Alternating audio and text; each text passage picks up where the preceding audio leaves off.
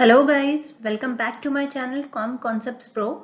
In this video, I will discuss all the aspects of two-dimensional arrays in data structures.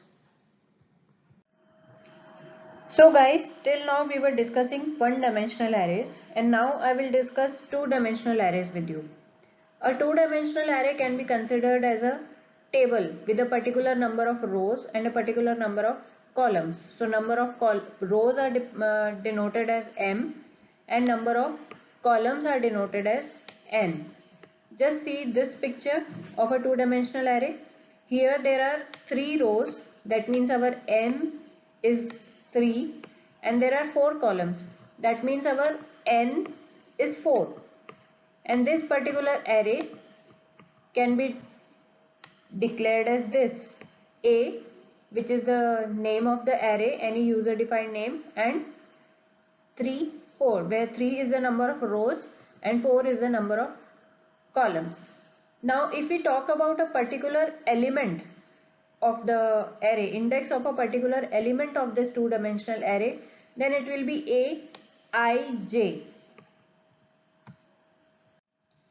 where I denotes the position of the row, the number of the row at which the element is present, and j denotes the number of the column in which the element is present. Suppose if we talk about this particular element, so this is array A12, that means it is there in the first row of the second column. Just remember, here also number of rows will start from 0 to n minus 1, means n being the total number of rows, and columns also start from 0 and n minus 1, n being the total number of columns. So here in this case of this particular element, I is 1 and j is 2 because it is there in the first row of second column.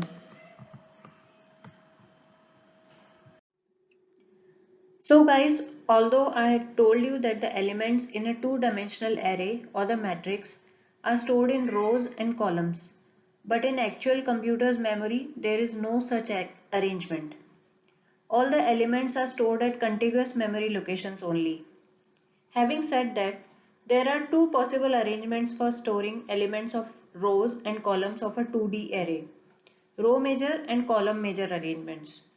In row major arrangement, all the rows of the array are stored one after the other at contiguous memory locations. And in column major arrangement, all the columns of the array are stored one after the other at contiguous memory locations. Like here, just see this figure. This is the row major arrangement. Here, one by one, all the rows are stored in the computer's memory. First 0th row, first row, and then second row. Then in the column major arrangement, the columns are stored at the contiguous memory locations. Like this is the 0th column, then first column, after this, just after this, and the second column stored just after this. So this is row major and column major arrangements of a two-dimensional array. Now the last part. How can we calculate the address of a particular element of a 2D array? First we will talk about the address calculation in case of row major arrangement. The address of a particular element in row major arrangement can be calculated with the help of this formula. Here we have to substitute the values of I, n and j from these given parameters. This A 3, 4 is the size of our array, that means 3 is the total number of rows in our array and 4 is the total number of columns in our array, which is denoted by A, M, N. And A13 is the location of the element whose address we have to calculate.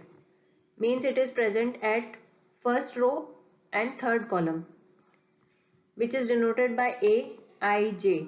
So we will substitute these values in this formula and so we will get this.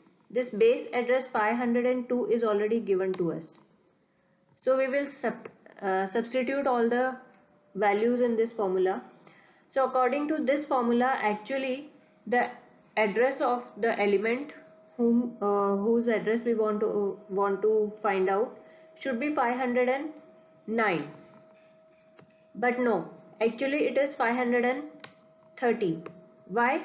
I had already told you that an integer element occupies 4 bytes in a memory. So actually this 7 will be further multiplied by 4, which is 28, and this 28 will be added to this base address. So the address of this particular element in the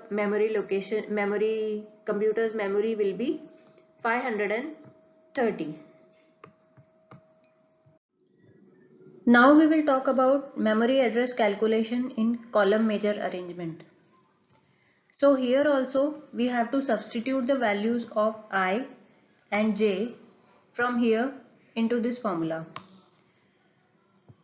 And for m, we all know that our two-dimensional array has total 3 rows.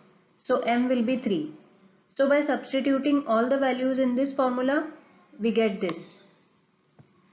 So as per the formula, the address of the element should be 512. But no, here also first we have to multiply 10 and 4 because integer occupies 4 bytes in the memory. Then we will add 40 and 502. So the actual memory address of the element will be 542. One point needs special mention here that C++ only allows row measure arrangement. Column measure arrangement is not permissible in C++. So guys, thanks for watching my video and please press on the like button and subscribe for more updates.